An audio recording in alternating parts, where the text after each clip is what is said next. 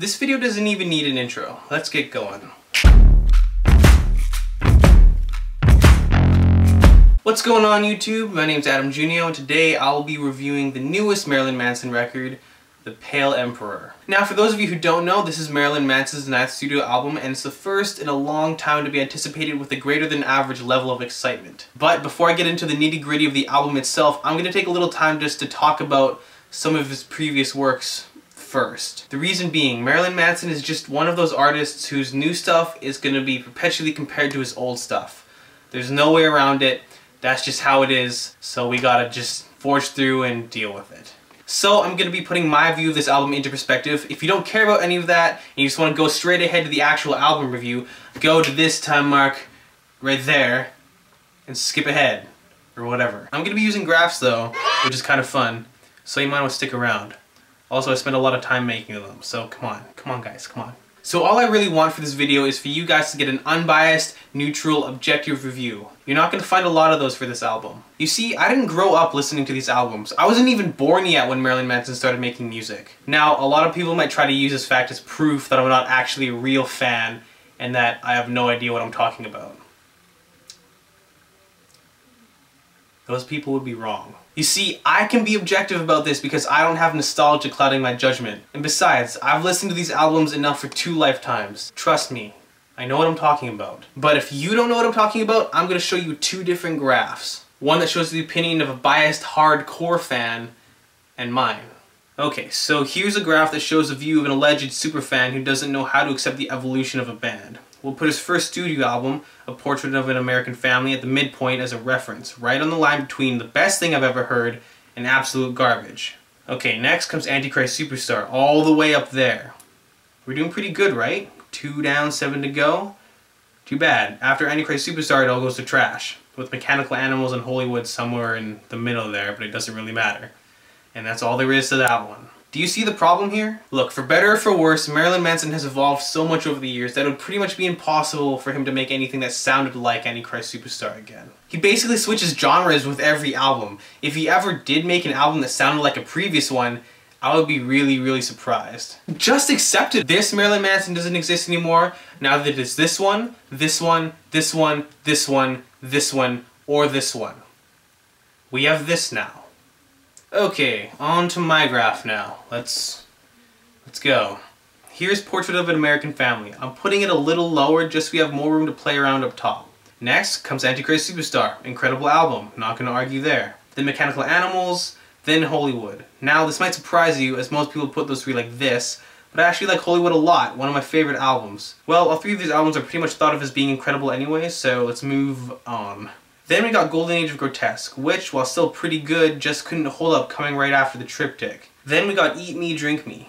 Now, I know a lot of you are freaking out right now. How dare I think that this album is any good? Whatever, I don't care what you think. Eat Me, Drink Me is a vastly underrated album, and while the Golden Age of Grotesque may have had a few amazing songs, including one of the best pump-up songs ever, Eat Me, Drink Me is a little teensy bit higher for being a more consistently good album. But I'm not reviewing those albums, so let's move on. High End of Low, again, hugely underrated. It's a pretty consistent album, and it's the dwelling place of my favorite song ever written in history of ever. Marilyn Manson or otherwise. Then we got Born Villain, which even I'll admit was a little bit of a letdown. The album isn't bad, some of the songs are pretty good, but the tone and atmosphere of the whole album is a little odd. I don't know. Yeah. Kept up with me so far? This is where I place The Pale Emperor. Yep, this is his best album since Hollywood. I'm gonna say it right now, that's what I'm saying. Not good enough to usurp the thrones of the triptych, but a very good album nonetheless. So there we have it. Time to talk about the album. Okay, so overall impression. The Pale Emperor, while an imperfect album, is still very good. Highly recommended. So let's talk general for a bit.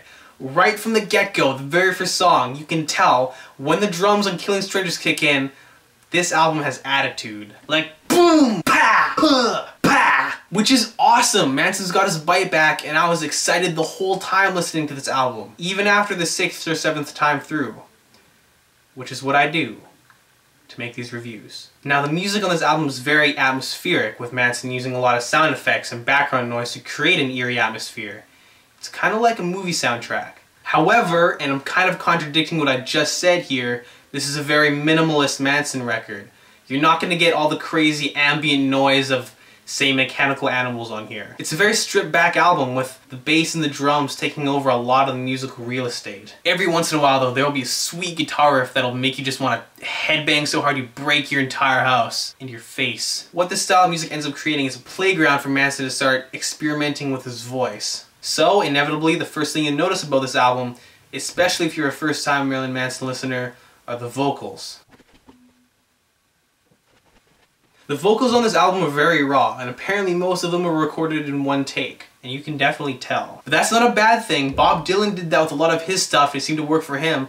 Besides, I like Marilyn Manson's voice. However, like his musical style, his voice has also changed and evolved over the years. The 20+ years of screaming has definitely taken its toll, and all the absinthe probably didn't help either. Whereas vocals 10, 15, 20 years ago seemed pretty effortless, now it sounds like something that was drowned in a pit of tar and then forced through a garburator. Which is totally fine with me. At least he's not trying to hide it with a bunch of layering of vocal effects or anything like that. Instead, he just embraces it, and you very much get a whole tortured soul vibe from this record, which sounds awesome.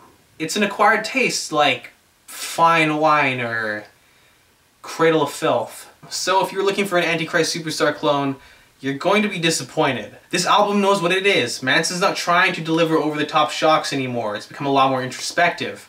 He's kind of traded in the chills and thrills of his past work with kind of a darker examination of his own psyche. Did I just sound pretentious there? I think I sound a little pretentious there. Why did I write that? I'm sorry. So in conclusion, The Pale Emperor is a very, very, very solid album.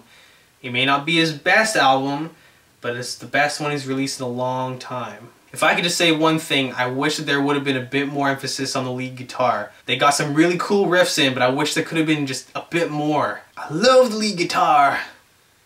Yeah. But this album is an interesting new direction, and if he continues in this fashion, I am very, very excited to see what he comes up with over the next few years. And look, it's really, really hard to make a judgment call on this, especially since the album just came out. Time adds perspective, so who knows what I'll think of the album a year or two from now. The best thing for you to do is just go listen to the album yourself. And if you don't like it, fine, go listen to another one of his albums. Chances are there's going to be something that you like. And if you don't like any of his stuff, I don't think we can be friends. So thank you guys for watching my third album review that I've ever made. Make sure to comment, like, and subscribe if you enjoy the video, and if you have any other suggestions for reviews or any other videos you want me to do, leave it in the comments down below, and maybe I'll do it, because I do whatever I want. So, yeah. And make sure you guys buy the album. I'm gonna buy it. So, if you're gonna get it, buy it. That's the cool thing to do. All the cool kids are doing it.